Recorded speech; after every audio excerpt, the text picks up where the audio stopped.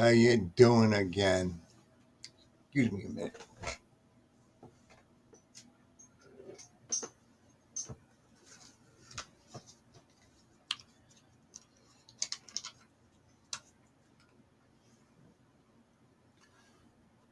A couple of days ago, I had a problem with my recording, Clipchamp, and how to get back on Facebook, YouTube. So, thanks to my son-in-law Brian, uh, who I greatly appreciate what he did, and Kerry too,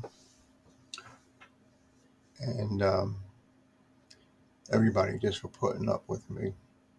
So I was pretty upset, but so far everything seems to be okay.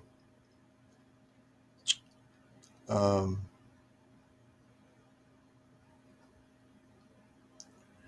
so apologies are in the there's one or two couple of minute videos.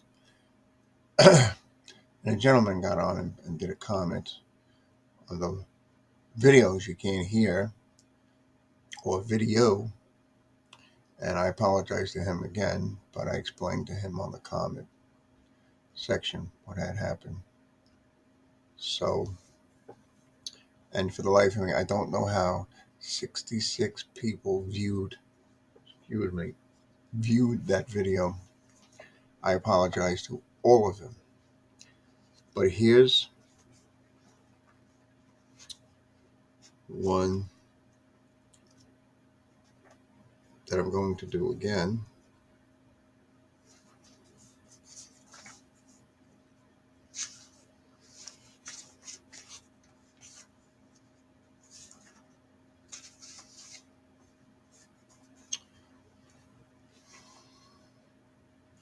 This is on bears and seagulls. I'm going to give you the facts about bears. Uh, they eat mostly berries, nuts, grasses, carrion, whatever that is, and insect larvae. Ooh, sounds good. They have color vision and a keen sense of smell. So, how do you like that? They are good tree climbers and swimmers. They are very intelligent and curious. That's what gets them in trouble. They can run up to 35 miles per hour faster than you can. They weigh an average of 125 to 600 pounds. They can go without food for up to 7 months during hibernation in northern ranges. Wish I could run 35 miles an hour. They usually give birth to 2 to 3 cubs during the mother's sleep. Cubs during the mother's sleep every other year. They can live over 25 years in the wild. However, the average age in the wild is 18. They are typically shy and frightened. There's only 8 species of bears. Can you imagine? Uh, they range in size from large brown bears and polar bears, which can weigh up to 22 to 1,500 pounds, to the smaller giant pandas and sun bears, which can weigh less than 300 pounds a piece. American black bears. This bear inhabits parts of North America and Mexico. Their diet consists of plant material such as leaves, buds, shoots, berries, and nuts. And nuts. The American black bear subspecies include the cinnamon bear, glacier bear, Mexican black bear, Kermode bear, Louisiana black bear, and several others. There's Asian black bears. The Asian black bears are medium-sized bears and inhabit parts of Southeast Asia and the Russian Far East. Asian black bears are identified with patches of yellowish-white fur on their chest and a black body. They closely resemble American black bears. Uh, if it wasn't for the white patch and at their chest, you would assume that they're American black bears.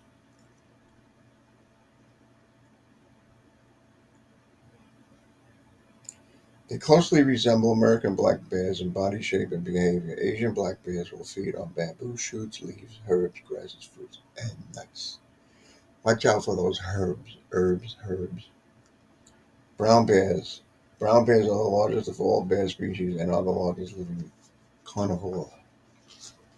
Yes, they eat meat. They'll eat you too. Given a chance, they are widely distributed, inhabiting a range that includes the northern parts of North America, Europe, and Asia. There are a number of subspecies of brown bears, including the Carpathian bear, European brown bear, Gobi bear, grizzly bear, Kodiak bear, and several others. Polar bears are pretty cool. Polar bears are the second largest of all bear species and inhabit a circumpolar region in the Arctic, which stretches into northern Canada and Alaska. Polar bears usually live on pack ice along shorelines, swim in open water. They feed on a diet of seals and smaller walruses. Giant pandas are relatively small bears that feed exclusively on bamboo shoots and leaves. They have a distinct panda bear color pattern, which is black body, white face, black ears, and black eye spots. Giant pandas are only native to the central and southern parts of western China. Sloth bear. Sloth bears are medium-sized bears that inhabit grasslands, forests, and scrublands in Southeast Asia. They have long, shaggy fur and a white chest mark. They feed on termites, which they find using their acute sense of smell. And this is called a spectacle bear. Spectacle bears are the only bear species that lives in South America. They inhabit cloud forests at elevations between 3,300 to 8,900 feet and also inhabit coastal deserts and high elevation grasslands. But the encroachment of humans into those habitats has restricted their range. Excuse me, my head is a little itchy. I only get this when I get nervous.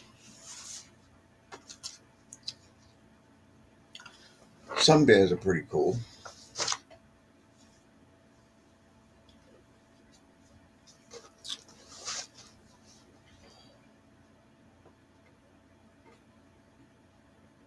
Some bears are the smallest of species and inhabit tropical forests in Southeast Asia. They have the shortest fur of all species of bears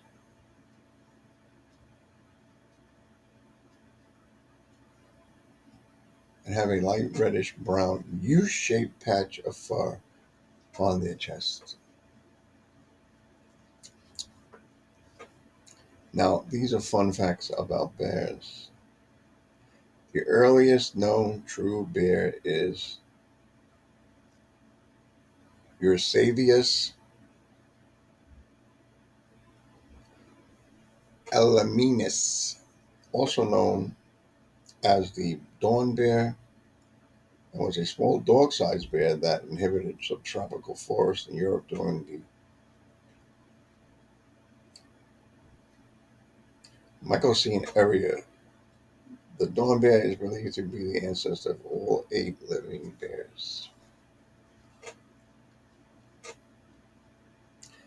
6 of the 8 species of bears are classified as vulnerable or threatened with extinction, with the giant panda the most threatened of all bear species, with only 1,600 remaining individuals. The koala bear is not a bear. It is a marsupial, and is occasionally referred to as a koala bear, a common name it earned due to its slight resemblance to a teddy bear and lives in Australia. Okay, this is how you're going to solve the problem with these characters. Some of them, anyway. Store garbage inside buildings or other areas that bears cannot get to. Never feed bears under any circumstance. And you know what? People do. Don't do that. If your area is served by a garbage collection agency, place garbage out only during the day of collection. Well, the garbage man can get there late, so that garbage has a chance to sit there, and the bears will get it. Never leave even a garbage can out overnight for a morning pickup. Never leave pet food outside overnight. Shouldn't leave any pet food outside. Should be indoors. If bird feeders have been visited by a bear, best to stop feeding birds for 1 to 2 weeks. Oh, the poor birds will starve. Persons living in a bear roaming area should install bear-proof containers or use dumpsters with heavy gauge metal lids as a solution to the bear problem. Well, if that's the case, you won't be able to lift it up and put your trash in, I don't think. Make sure dumpsters are bolted and locked and chained down. Heavy metal garbage cans and secure the lids. Wood or plastic dumpster lids never keep bears out. I'm quite sure of that. Make sure sliding doors can be latched to only humans, so only humans can open them. I wonder if any bears know how to do that. I've never seen anything on that, but don't you leave it open. Fencing around dumpsters or garbage collection areas can be very effective. A chain link fence with a barbed wire overhang works very well. Put a mask on food. No, not this type of mask. A spray mask. If you can mask the odor of food, it may keep the bears away. Sprinkling ammonia or other strong disinfectants on garbage cans have been known to be very effective. This is a good one.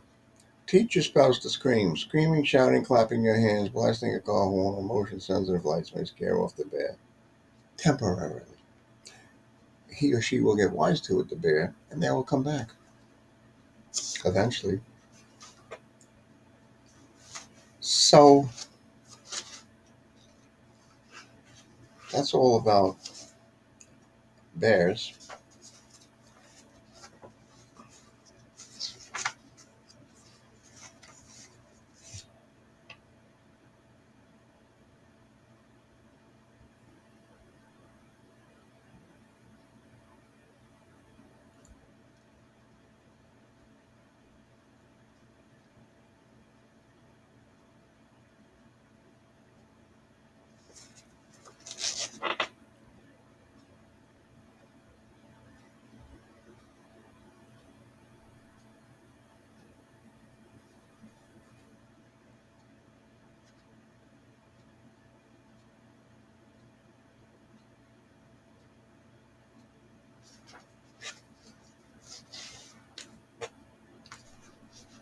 Sorry.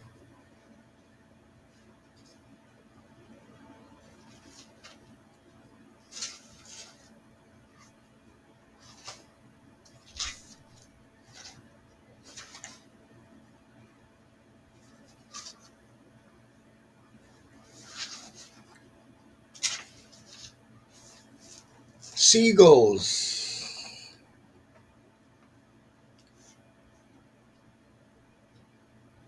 A seagull may be perceived as aggressive in certain situations, especially when it comes to food. Seagulls are very competitive with fellow gulls for food. For that reason, they try to take food before it is thrown or discarded, or, for example, snatching food from a child's hand is not uncommon. This aggression behavior generally occurs during the breeding season and only when intrusion is quite close to the nest of young. I have family members be on the beach in Atlantic City eating French fries, walking, not sitting, laying, walking. The seagull would come down and snatch the fries right out of their hand, and that's pretty dangerous. The seagull is an opportunist with species that is quick to learn and ready to take advantage of a variety of food sources. They hunt fish and other sea creatures and will take carrion, whatever that is, discarded food, unprotected food, as well as the eggs and chicks of other seabirds. They will obtain substantial food by scavenging and are well placed to take advantage of waste food in gardens, streets, and garbage cans. In the winter, they will plow, picking grubs, earthworms, and other insects, excuse me, from the freshly turned earth. Where garden bird feeders are accessible, they will also dominate the food source. Small birds and mammals, such as mice, can also be part of their diet. Feel like that. And if they get clam shells that are closed, I believe crabs, they fly a certain height and then they drop them on a rocky area, come back down and retrieve the food if it comes out. How do you how do you like that? Good thing humans don't have to do that. Seagulls are very clever. They learn, remember, and even pass on behaviors such as stamping their feet in a group to imitate rainfall and trick earthworms to come to the surface. Can you believe that? Seagulls' intelligence is clearly demonstrated by a range of different feeding behaviors, such as dropping I said this hard-shelled mollusks onto rocks so they can break open, so they can eat them. I imagine that's clams. Seagulls are attentive and caring parents. The male and female pair for life. They take turns incubating the eggs and feeding the protecting the chicks. Gulls have a complex and highly developed repertoire for communication, which includes a range of vocalizations and body movements. Seagulls, get this, seagulls can drink both fresh and salt water. Most animals aren't able to do this. But seagulls have a special pair of glands right above their eyes, which is specifically designed to flush the salt from the systems through openings in the bill. A small claw halfway up the lower leg enables them to sit roost on high ledges without being blown off. Young gulls have from nursery flocks where they will play and learn vital skills in adulthood. Nursery flocks are watched over by a few adult males, and these flocks will remain together until the birds are old enough to breed. Many eagles have eagles. Are we talking about eagles? No, we're talking about seagulls. Seagulls are remembered in Utah for helping Mormon settlers deal with the plague of crickets. The seagull is now the state bird of Utah, and a monument in Salt Lake City commemorates the event known as Miracle of the Gulls. How do you like that? Human method of keeping seagulls off your property is with the use of spikes. Where nesting gulls are not wanted on roof, measures to prevent them nesting may be necessary. The most effective measure involves removing all available food and reducing the attractiveness of nest sites by using physical barriers on roofs. This is not an instant solution. It requires planning. The commitment of the building owner and action will well ahead of the nesting season. Bird spikes that are easily attached to the surface are available at most farm supply stores. Eagles work, owls don't. Plastic eagles on the rooftop have been very effective in some areas, excuse me, and are an inexpensive method and worth trying. If you can find one with a movable head, it will work better. and a stationary one.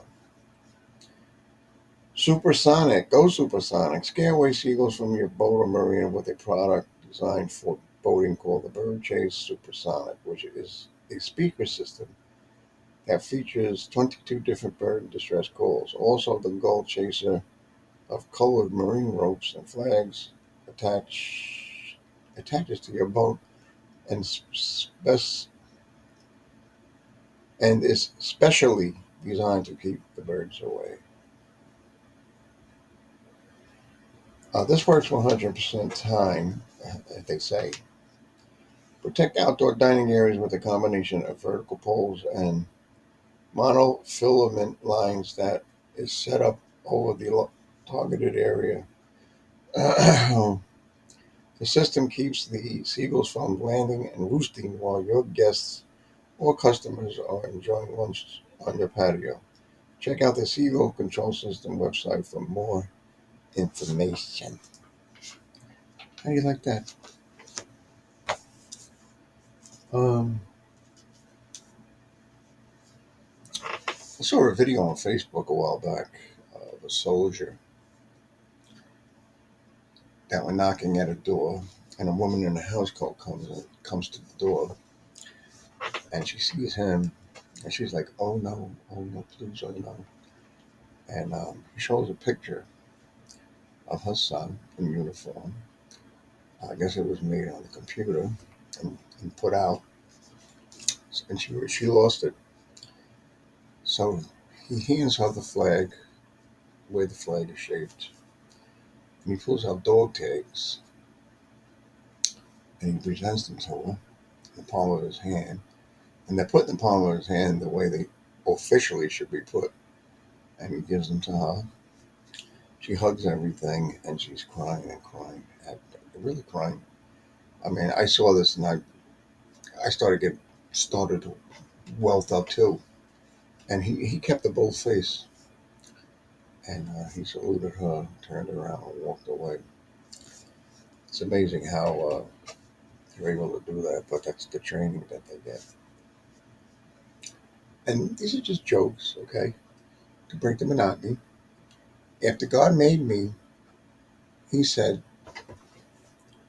"Ta-da!"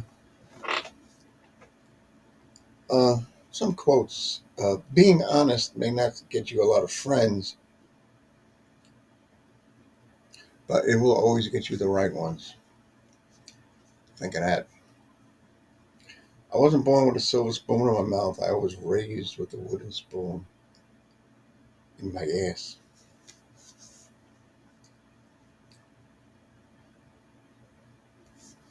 Okay, that is that with that. I'm gonna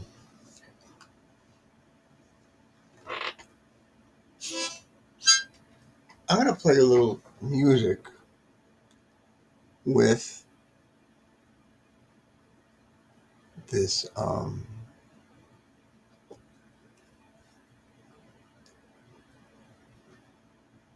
harmonica. See if you can guess.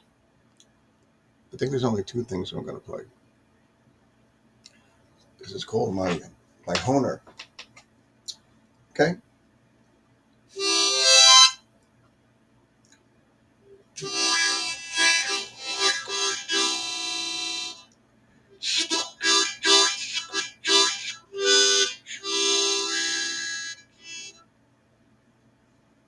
Can you guess where that's from?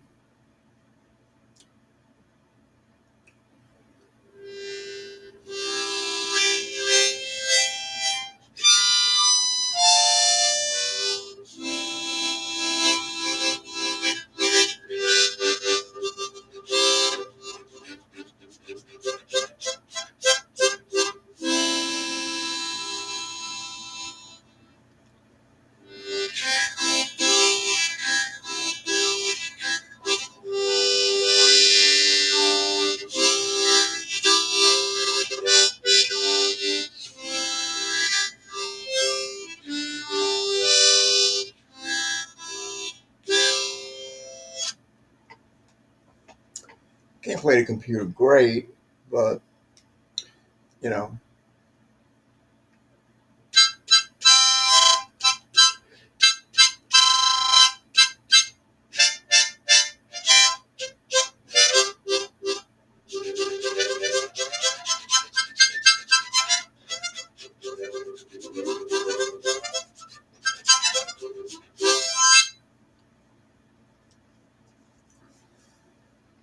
One day I'll get to learn how to play it. I mean, I only had this how many years? Oh, this is actually called a Honer. By the way,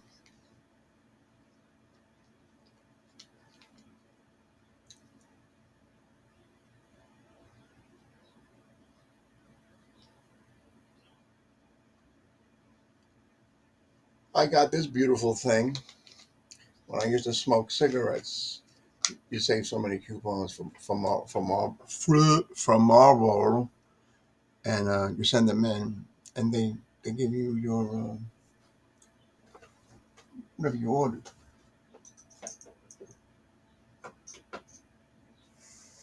I had gotten some beautiful things, inflatable rafts, no canoe, which was stolen out of the old place I lived in. Um, I had a grill that deteriorated. No, actually, that was stolen too. I have the general idea who stole it. The bastards upstairs. Excuse my language. It's how I am sometimes when I'm mad. Uh, don't worry, this video won't be for kids. Um, so I really enjoyed doing this with you, and God bless. I hope this one took this video. Maybe I didn't upload it right. I don't know. But anyway, I gotta go. Peace. Thank you.